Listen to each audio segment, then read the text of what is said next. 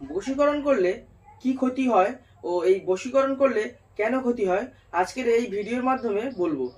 প্রথমত কথা, কোনো মানুষের উপরে যদি কেউ প্রেত চালিয়ে বশীকরণ করে তাহলে সেই মানুষের মাথা মস্তিষ্ক একদম ঠিক থাকে না, তার যেন পাগল পাগল মনে হয়।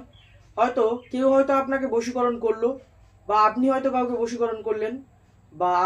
কাউকে বশীকরণ করলেন, সেই মানুষটি আপনার প্রতি সবসময় আকৃষ্ট হয়ে থাকবে, আপনার কথা চিন্তা করবে, আপনার ছাড়া চলতে পারবে না, সবসময় আপনার কাছে ছুটে আসবে, বা আপনার ছাড়া তার কোনো রকমভাবে চলতেই পারবে না। এরকম জিনিস এই বশীকরণের মাধ্যমে ঘটানো সম্ভব।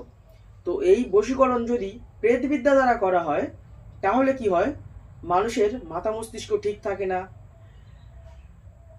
শরীরে অনেক রকম সিমটম দেখা যায়, যেমন হাত পা যন্ত্রণা, মাথা ঘোরা, চলতে ফিরতে হয়তো অ্যাক্সিডেন্টও হয়ে যেতে পারে এই প্রেতবিদ্যা দ্বারা যদি মানুষ বশীকরণ করে।